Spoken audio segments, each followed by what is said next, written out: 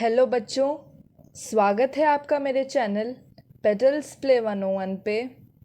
आज हम ये अभ्यास प्रश्न पत्र हल करने जा रहे हैं। मैं आपके लिए ये पूरा अभ्यास प्रश्न पत्र हल करके बताऊंगी ताकि आप जब भी कॉम्पिटिटिव परीक्षाएं देने जाएंगे तो आपको कोई दिक्कत ना आए। तो चलिए बिना किसी देर के शुरू करते हैं।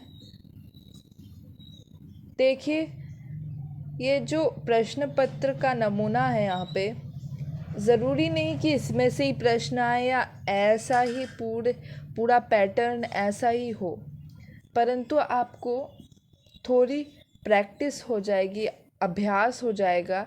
इसलिए मैं ये प्रश्न पत्र हल करवाऊंगी। तो पहला खंड जो है यहाँ पे वो है हिंदी का खंड, और यहाँ पे पहला प्रश्न अपठित गद्यांश पर आधारित है। तो चलिए इस गद्यांश को पढ़ते हैं।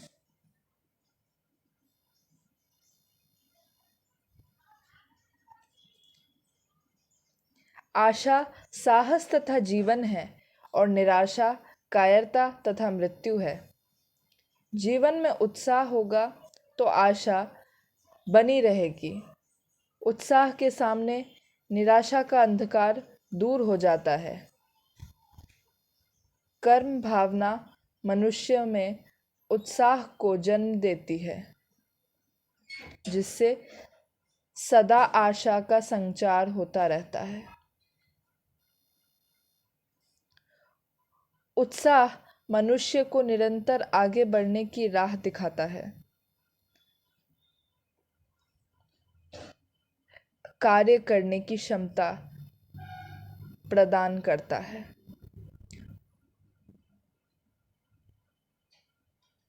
सुख दुख तो आते जाते रहते हैं, दुखों में निराश क्यों होना। ये दुख हमें बहुत कुछ सिखा जाते हैं।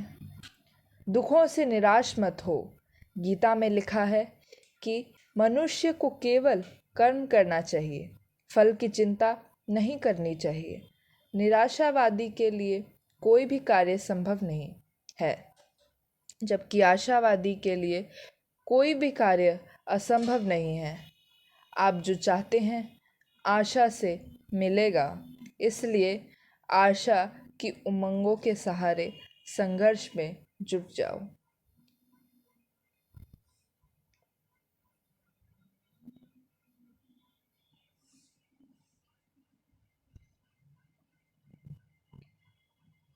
तो पहला प्रश्न देखते हैं। मनुष्य के लिए आशा क्या है? अ साहस, ब जीवन, स कायरता, द अ एवं ब दोनों, ई इनमें से कोई नहीं। यहाँ पे हमने देखा पहले लाइन में मनुष्य के लिए आशा क्या है? साहस और जीवन। तो यहाँ पे द हो जाएगा अ एवं ब दोनों। दूसरा प्रश्न, मनुष्य में कर्म भावना किसको जन्म देती है? ये जो है दूसरे लाइन के आखिर में है। ये कर्म भावना मनुष्य में उत्साह को जन्म देती है, तो यहाँ पे पहला हो जाएगा उत्साह को। मनुष्य को केवल कर्म करना चाहिए, फल की चिंता नहीं करनी चाहिए। यह वाक्यांश कहाँ लिखा है? यह अगर अपठित गद्यांश में नहीं भी लिखा होता तो भी आपको ये बात पता होनी चाहिए कि ये बात कहाँ लिखी गई है। कर्मण्येवाधिकारस्ते मा फलेषु कदाचन, ये गीता में लिखा गया है। 5वें लाइन में आखिर में देखिए लिखा है, गीता में लिखा है कि मनुष्य को केवल से पूरा दिया हुआ है वहाँ पे। तो इसका क्या हो जाएगा? दूसरा हो जाएगा यहाँ पे, गीता में दूसरा ऑप्शन हो जाएगा यहाँ पे। कौन हमें बहुत कुछ सिखा जाते हैं? असुख, ब क्रोध, स धैर्य, द दुख, ई इनमें से कोई नहीं। यहाँ पे हमने देखा 5वीं लाइन में पहले पहले थोड़े से भाग में शुरुआती भाग में दिया हुआ है दुख हमें बहुत कुछ सिखा जाते हैं, तो यहाँ पे क्या हो जाएगा, द हो जाएगा यहाँ पे। गद्यांश में प्रयुक्त संभव का विलोम है निराशा, आशा, संघर्ष, असंभव। यहाँ पे देखिए संभव में अ लगा दिया है, अ का मतलब है हीनता, न होना। इसका इसलिए क्या हो जाएगा, इसका असंभव हो जाएगा द।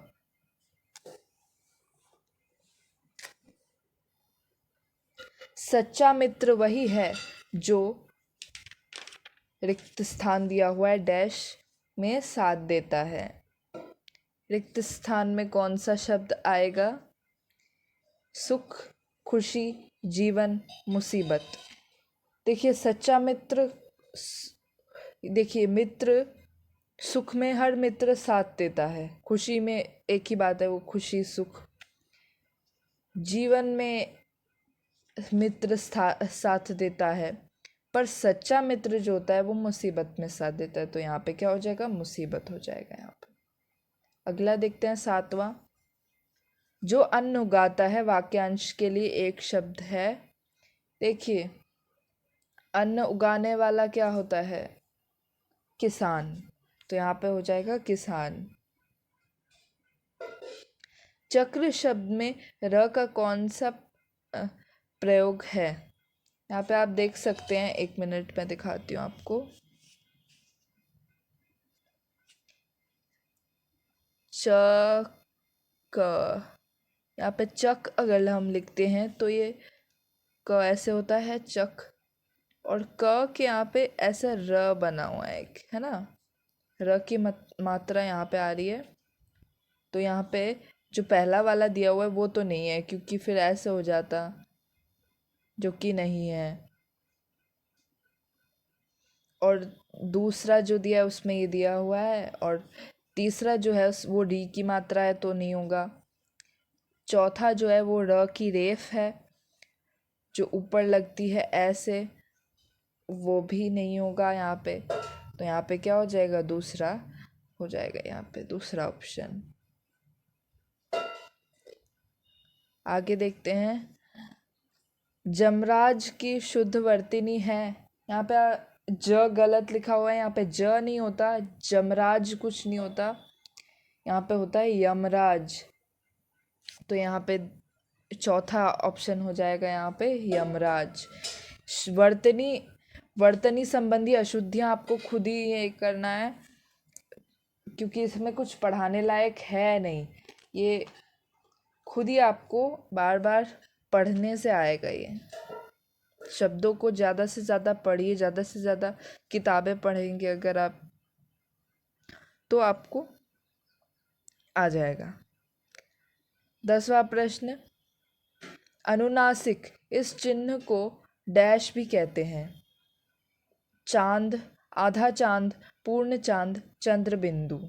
तो हमें पता है कि अनुनासिक को चंद्र बिंदु भी कहते हैं, तो यहाँ पे हो जाएगा चंद्र बिंदु। 11वां प्रश्न। क से म तक के व्यंजन डैश व्यंजन कहलाते हैं। ये हमने दूसरे वीडियो, जो वर्ण व्यवस्था वाली वीडियो थी, उसमें हमने पढ़ा था कि क से म तक जो व्यंजन होते हैं उन्हें स्पर्श व्यंजन कहते हैं। क्यों कहते हैं, क्योंकि उन्हें उच्चारित करते समय हमारी जीभ कहीं ना कहीं मुंह में कहीं ना कहीं स्पर्श कर रही होती किसी ना किसी जगह पे, इसलिए इसे स्पर्श व्यंजन कहते हैं। जिस शब्द का कुछ न कुछ अर्थ निकलता हो उस शब्द को क्या कहेंगे, डैश डैश उसे शब्द कहते हैं। उस शब्द को क्या कहते हैं, सार्थक, निरर्थक, अविकारी, विकारी। तो यहाँ पे सार्थक हो जाएगा। क्यों होगा, पहले सार्थक का अर्थ समझ लेते हैं। यहाँ पे देखिए, यहाँ पे है स और अर्थक, सम का मतलब होता है साथ में, जिसमें हो। तो अर्थ जिसमें होता है, यहाँ पे नहीं होगा, ये यहाँ पे होगा सर। तो यहाँ पे ये सार्थक का मतलब होता है जिसमें अर्थ हो, कोई अर्थ निकलता हो, तो यहाँ पे इसलिए सार्थक हो जाएगा। निराशा की संधि, निह धन आशा की संधि है, तो ये हमने पढ़ा था कि विसर्ग के बाद यदि विसर्ग में यदि निह के साथ अगर विसर्ग लगा होता है और उसके बाद स्वर आता है तो क्या हो जाता है, उसका र हो जाता है, आधा र हो जाता है। तो यहाँ पे क्या हो जाएगा, निराशा हो जाएगा।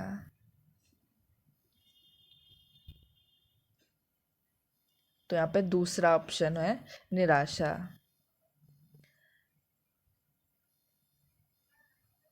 जल का पर्यायवाची है सरिता, सलीला, तटिनी, वारी। सरिता, देखिए सरिता क्या होती है, नदी। तटिनी भी नदी, पर वारी जो होता है, वारी वो है जल। पानी, वारी, पय, सलिल, तोय, जीवन, ये सब जल के पर्यायवाची हैं। सलीला यहाँ पे क्यों नहीं है, क्योंकि यहाँ पे सलिल नहीं सलीला दिया हुआ है, आ लगा हुआ है यहाँ पे, तो इसलिए ये नहीं होगा। 14वां देखते हैं, नहीं 15वां प्रश्न देखते हैं। पिताजी शाम को बाजार डैश, ब्रैकेट में जा दिया हुआ है, तो जा का हमें एक रूप लिखना है। कोष्ठक में दिए गए क्रिया का भविष्यकाल होगा, तो यहाँ पे भविष्यकाल कौन सा हो जाएगा, जाते हैं नहीं होगा, जाते हैं वर्तमान काल में होगा। जाएंगे यहाँ पे भविष्यकाल में होगा। जा रहे हैं नहीं होगा, ये भी वर्तमान काल में होगा। गए थे भूतकाल में हो जाएगा, इसलिए यहाँ पे ब हो जाएगा, जाएंगे। सर्कस में बौना जोकर ने खूब हंसाया, इस वाक्यांश में विशेष्य है, या देखिए विशेषण नहीं विशेष्य बोला गया है। तो यहाँ पे 1 मिनट में आपको दिखाती हूँ।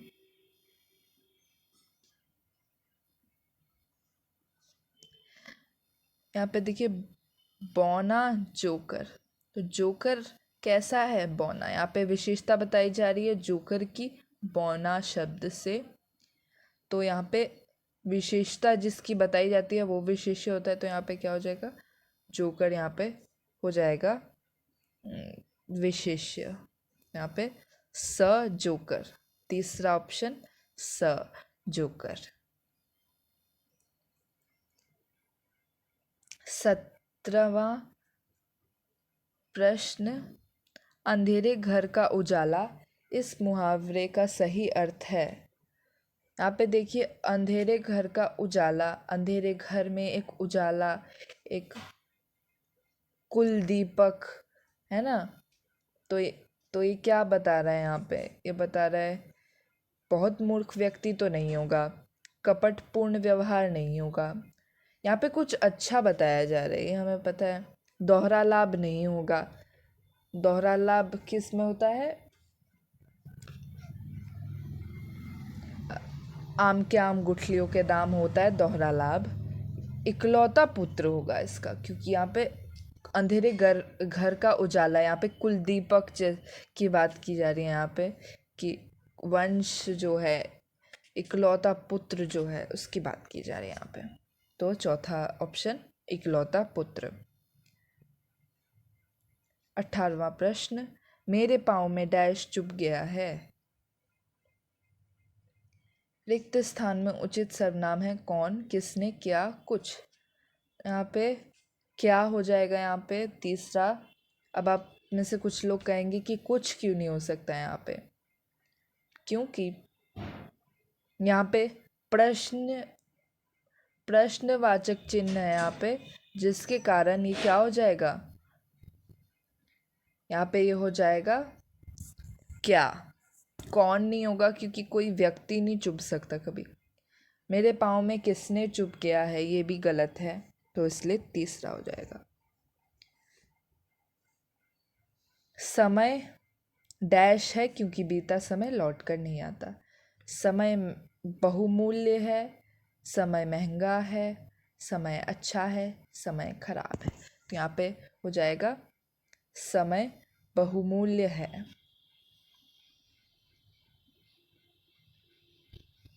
क्योंकि यहाँ पे बीता समय लौट कर नहीं आता, तो समय बहुत ही मूल्यवान है, बहुमूल्य वस्तु है, तो इसलिए यहाँ पे बहुमूल्य हो जाएगा।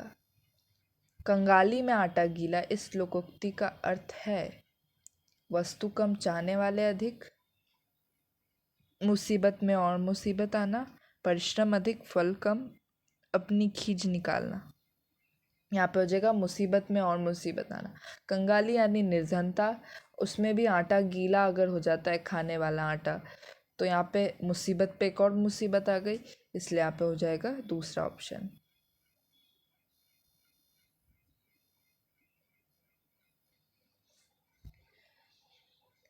पीपर पात सरिस मन डोला, प्रस्तुत पंक्ति में प्रयुक्त अलंकार है उपमा, अतिशयोक्ति, रूपक, उत्प्रेक्षा। यहाँ पे होगा उपमा अलंकार, क्योंकि यहाँ पे जो है दो चीज़ों में तुलना की जा रही है, तो इस वजह से यहाँ पे उपमा अलंकार हो जाएगा। यदि तुम मेहनत करते तो परीक्षा में अवश्य सफल होते। अर्थ की दृष्टि से इस वाक्यांश का भेद है। यहाँ पे आप देख सकते हैं, यदि तुम मेहनत करते तो परीक्षा में अवश्य सफल होते। यहाँ पे परीक्षा में सफल होने की क्रिया मेहनत करने पर निर्भर है। तो एक क्रिया दूसरे पर निर्भर जब होती है, एक क्रिया का होना जब दूसरे पर निर्भर होता है, तो क्या होता है? विधानवाचक, विधानार्थक, आज्ञार्थक, इच्छार्थक, संकेतार्थक। तो यहाँ पे संकेतार्थक हो जाएगा। आप सोचेंगे ये सब तो हमने पढ़ा ही नहीं है, पर यहाँ पे आर्थक लगा दिया है वाचक के जगह। इससे कंफ्यूज मत होइए, इससे चिंता में मत पड़िए, ये है वही, बस यहाँ पे विधानवाचक की जगह विधानार्थक लिखा हुआ है, संकेतवाचक की जगह संकेतार्थक लिखा हुआ है। मैं पढ़ता हूँ, इस वाक्य में भाववाचक में रूपांतरण होगा मुझसे पढ़ा जाता है, मुझसे पढ़ा जाएगा, मेरे द्वारा पढ़ा जाता है, मेरे द्वारा पढ़ा जाएगा। यहाँ पे देखिए भाववाच्य क्या होता है, जिसमें भाव के द्वारा मतलब क्रिया मतलब में भाव से हो क्रिया, तो उसमें होता है। जैसे आओ चला जाए, तो यहाँ पे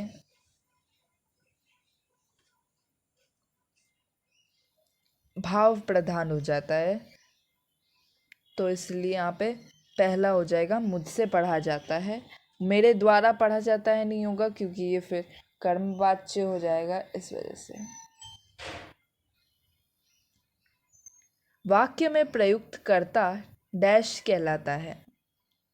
विधेय, उद्देश्य, क्रिया, सर्वनाम। यहाँ पे होगा उद्देश्य, की उद्देश्य जो होता है,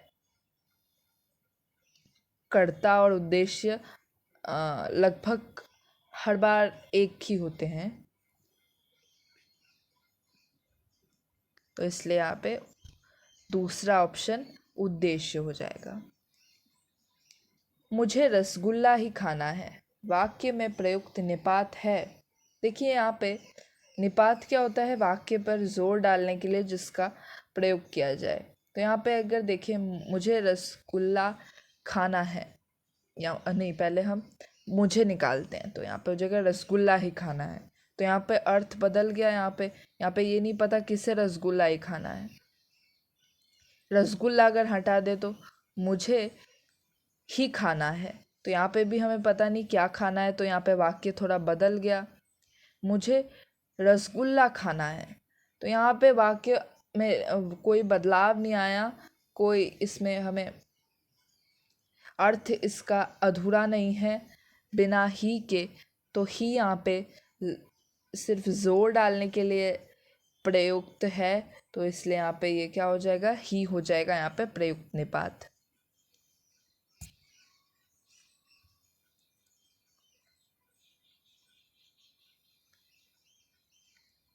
शिक्षक ने छात्र से कहा, चुपचाप बैठो, डैश बाहर चले जाओ। रिक्त स्थान में समुच्चय बोधक शब्द होगा। देखते हैं, पहले एक एक करके लगा के देखते हैं। चुपचाप बैठो और बाहर चले जाओ, ये तो नहीं होगा, क्योंकि चुपचाप बैठने पर कोई बाहर नहीं कोई भी शिक्षक बाहर नहीं भेजता सजा की तौर पे। चुपचाप बैठो या बाहर चले जाओ, हाँ सही लग रहा है ये तो। तीसरा देखते हैं, चुपचाप बैठो लेकिन बाहर चले जाओ, ये भी नहीं बन रहा अच्छा, ये तो गलत लग रहा है। चुपचाप बैठो ताकि बाहर चले जाओ, यहाँ पे ये भी सेंस नहीं बना रहा है, यहाँ पे अर्थ नहीं आ रहा ठीक। यहाँ पे इसलिए क्या हो जाएगा, दूसरा वाला हो जाएगा कि चुपचाप बैठो, अगर चुपचाप नहीं बैठते हो तो बाहर चले जाओ। तो ये सही लग रहा है, इसलिए यहाँ पे दूसरा हो जाएगा, दूसरा ऑप्शन। या ब जो है, या शब्द आएगा यहाँ पे रिक्त स्थान में।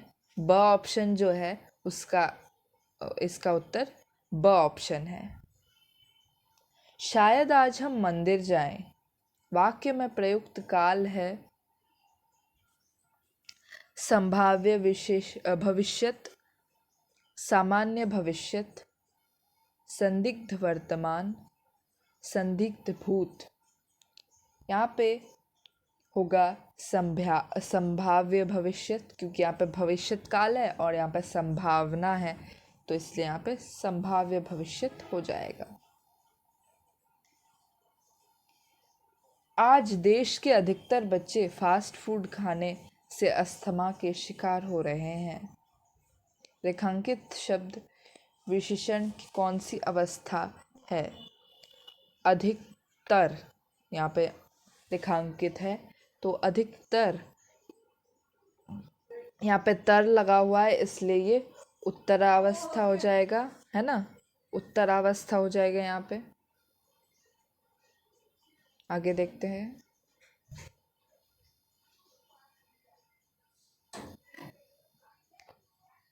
तो यहाँ पे जो है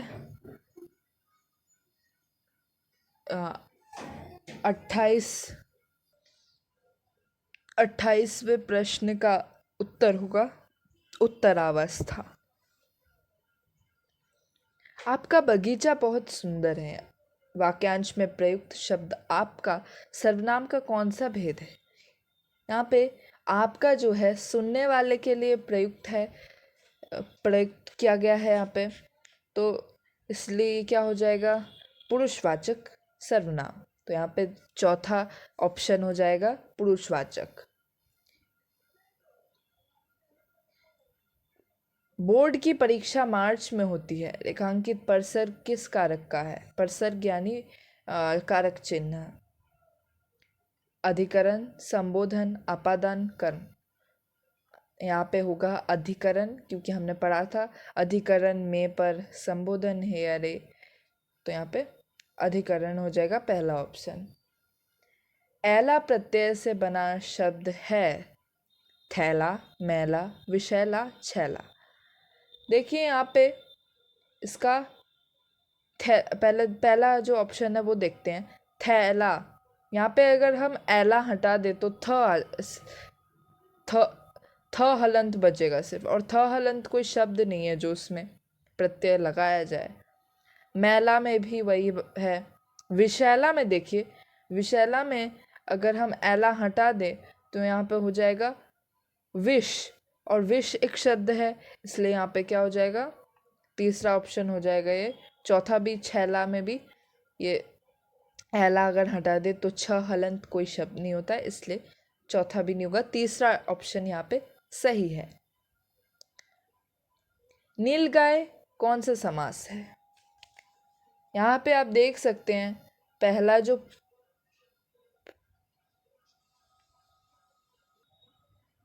पहला जो यहाँ पे शब्द, यहाँ पे जो पहला पद है सामासिक समास विग्रह करने के बाद जो पहला पद निकलता है वो है नील। तो नील जो है यहाँ पे ये विशेषण है और ये विशेषता बता रहा है गाय की, इसलिए कौन सा समास हो जाएगा यहाँ पे? ये हो जाएगा कर्मधारय समास।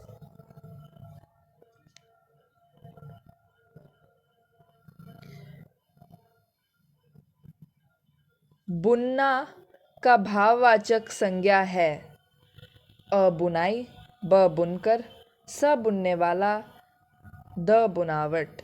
भाववाचक संज्ञा है जिसमें भाव होता है, जिसे हम देख नहीं सकते, जिसे हम छू नहीं सकते, वो चीज़ यहाँ पे इसलिए हो जाएगा बुनाई। हम स्वेटर को बुना हुआ स्वेटर देख सकते हैं, पर हम बुनाई बोल के कोई चीज़ नहीं दिखती है, ना हम महसूस कर सकते हैं। एकार्थक प्रतीत होने वाला शब्द पुत्र, बालक के भिन्न भिन्न सही अर्थ हैं। तो यहाँ पे पुत्र और बालक सब सोचते हैं ये दोनों एक ही हैं। हाँ, तो पुत्र और बालक सब सोचते हैं ये दोनों एक ही मतलब होता है, दोनों का अर्थ एक ही होता है, परंतु ऐसा नहीं है। एकार्थक प्रतीत होते हैं ये, परंतु ये एकार्थक नहीं है। तो पुत्र जो होता है, पुत्र का अर्थ क्या होता है? पुत्र का अर्थ होता है अपना बेटा, और बालक का क्या अर्थ होता है? कोई भी लड़का। तो इसलिए यहाँ पे क्या हो जाएगा? सही अर्थ इन दोनों का भिन्न भिन्न सही अर्थ, अपना बेटा कोई भी लड़का। ऑप्शन स जो है यहाँ पे, तीसरा ऑप्शन जो है यहाँ पे, ये सही है। 35वां प्रश्न, अनिवार्य का विलोम है आवश्यक, ऐच्छिक, जरूरी, विकल्प। यहाँ पे आवश्यक नहीं होगा क्योंकि अनिवार्य आवश्यक एक ही बात है। ज़रूरी भी नहीं होगा यहाँ पे। विलोम कहाँ जा रहे हैं यहाँ पे? यहाँ पे अनिवार्य का विलोम होगा ऐच्छिक। ऐच्छिक देखिए, एक मिनट देखिए, इच्छा धन इक ऐच्छिक होता है, और इच्छा का मतलब होता है अपनी मर्जी से, अपनी मर्जी से, तो इसलिए ये इसका विलोम हो जाएगा।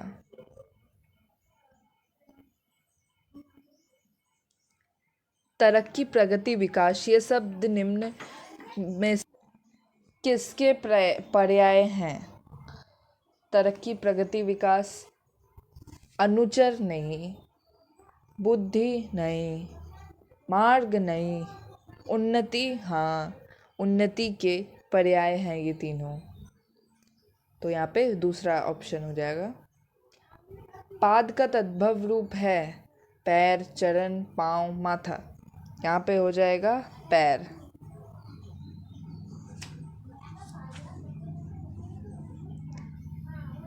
पहला ऑप्शन। निम्न में से कौन सा योग रूढ़ शब्द है? रसोई घर, रेलगाड़ी, निशाचर, पानी। यहाँ पे ये हो जाएगा निशाचर। निशाचर, निशा का अर्थ होता है रात, और चर का अर्थ होता है जो घूमे उस वक्त। पर यहाँ पे ये सिर्फ राक्षस के लिए ही प्रयुक्त होता है। रात को कभी कभार हम भी निकल जाते हैं, कभी कभी इंसान भी निकल जाता है कभी कभी रात को टहलने, परंतु उसे तब निशाचर नहीं कहा जाता। इसलिए ये तीसरा ऑप्शन यहाँ पे सही होगा। श हलंत धनरी का प्रयोग डैश के रूप में होगा। श्री, यहाँ पे ये वाला पहला ऑप्शन, दूसरा ऑप्शन, तीसरा ऑप्शन या चौथा ऑप्शन, तो यहाँ या पांचवा ऑप्शन, इनमें से कोई भी नहीं। यहाँ पे होगा, पहली बार हो रहा है ये, पर यहाँ पे होगा इनमें से कोई नहीं। अब मैं बताती हूँ ऐसा क्यों है। क्योंकि यहाँ पे जो श्र होता है ना, वो होता है श हलंत और र, ऐसे। एक मिनट, हाँ। तो यहाँ पे ये ऐसे तो नहीं आएगा क्योंकि इसमें र मिला हुआ है पहले से ही, तो यहाँ पे री नहीं मिल सकती ऐसे, तो इसलिए ये नहीं होगा, ये नहीं होगा। यहाँ पे क्या होगा, ऐसे नहीं होता है ये कैसे बनता है, ऐसे, और ये नीचे होता है री की मात्रा। यहाँ पे एक ही लगता है यहाँ पे, और नीचे री की मात्रा लगती है, तो ऐसे होता है श्री, इस रूप में प्रयोग होता है, ये होगा सही। तो यहाँ पे पांचवा हो जाएगा इनमें से कोई भी नहीं। तांडव शब्द का अर्थ है नृत्य, झगड़ा, शिव द्वारा किया जाने वाला नृत्य या झूठ। यहाँ पे आपको पता है शिव द्वारा किया जाने वाला नृत्य क्या कहलाता है, तांडव कहलाता है। खंड ब, विशेष योग्यता खंड।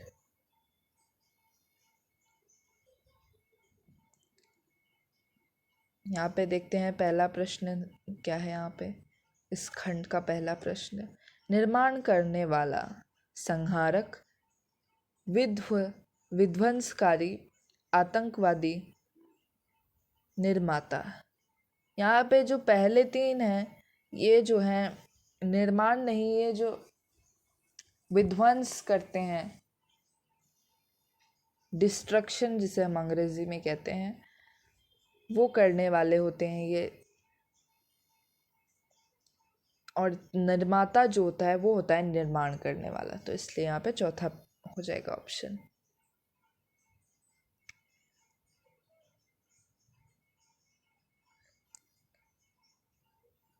डैश छाया शब्द के लिए उपयोग विशेषण है।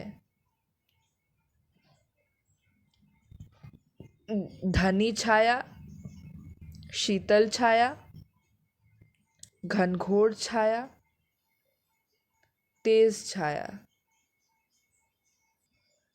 आपको यहाँ पे पता है कि छाया कैसी होती है, शीतल होती है, ठंडक देती है। धूप में छाया जो है शीतलता प्रदान करती है, इसलिए यहाँ पे शीतल हो जाएगा, शीतल छाया।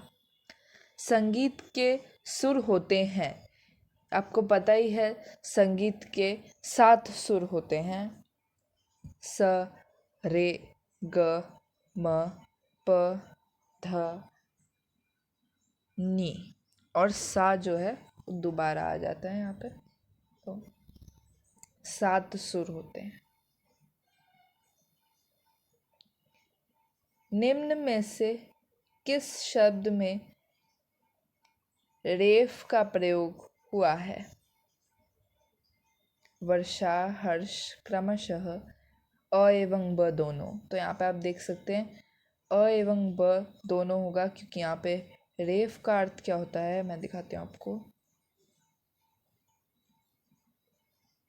रेफ माने ऐसे वर्ष है, यहाँ पे ऊपर जो ऐसे आता है, ये क्या है, ये जो है ये हो जाएगा रेफ। तो पहले में भी है ये, दूसरे में भी है, तो यहाँ पे क्या हो जाएगा, अ एवं ब दोनों। एक वृक्ष का नाम है डैश स। यहाँ पे हमें जो है एक वर्ण डालना है, यहाँ पे देखते हैं। यहाँ पे हमें रिक्त स्थान की पूर्ति करनी है। यहाँ पे सांस होगा या कांस होगा या बांस होगा या खांस होगा। तो सांस तो नहीं होगा, कांस भी नहीं होगा, बांस होता है, बांस आपको पता ही है, बांस। तो यहाँ पे तीसरा ऑप्शन हो जाएगा सही। त्य संयुक्त से बना शब्द है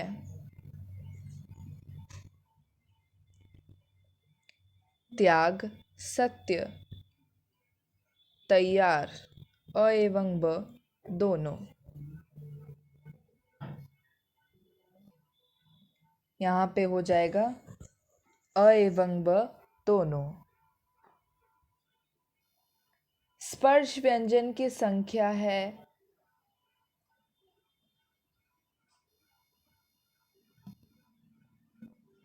23, 22, 25 या 26। यहाँ पे तीसरा ऑप्शन हो जाएगा 26। हर वर्ग में होते हैं 5 वर्ण, 5 व्यंजन और कुल मिलाकर 5 वर्ग होते हैं। तो 5 को अगर 5 से गुना किया जाए तो होगा 25। डैश के मेल से वाक्य और वाक्यों के मेल से भाषा बनती है। वर्णों, शब्दों, निरर्थक, तत्सम। यहाँ पे होगा शब्दों के मेल से वाक्य बनता है और वाक्यों के मेल से भाषा बनती है। परंतु अगर यहाँ पे देखिए, यहाँ पे होगा तो वो शब्दों ही। परंतु अगर आप कभी लिखने के लिए आए, कभी ये ऑप्शन ना दिए हों और आपको रिक्त स्थान में पूर्ति करनी हो, तो आप वहाँ पे पदों लिखिएगा। पदों के मेल से वाक्य बनता है। वाक्य शब्दों से नहीं, वाक्य पदों से बनते हैं। आपका आंसर कभी गलत नहीं होगा। पद्य के उदाहरण हैं दोहा, छंद, पत्र, अ एवं ब दोनों। यहाँ पे होगा अ एवं ब दोनों। दोहा और छंद दोनों ही पद्य हैं। अब ये आखिरी प्रश्न है जो कि आपको कितना पता है हिंदी साहित्य के बारे में, उस पर है ये प्रश्न। वो आपकी हिंदी साहित्य के ज्ञान को परखता है।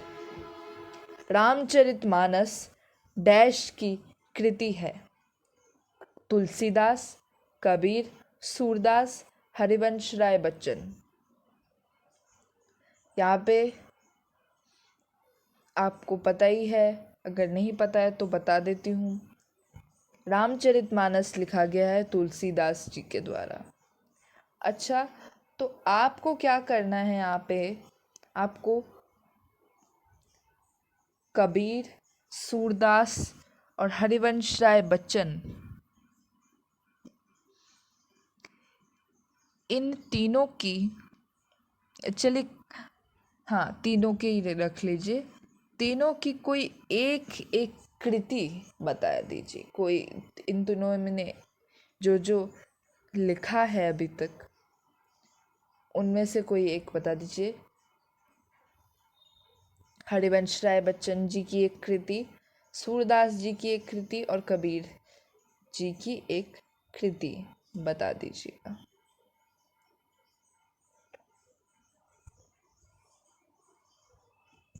तो अभी हमारा पूरा प्रश्न पत्र हमने हल कर लिया है।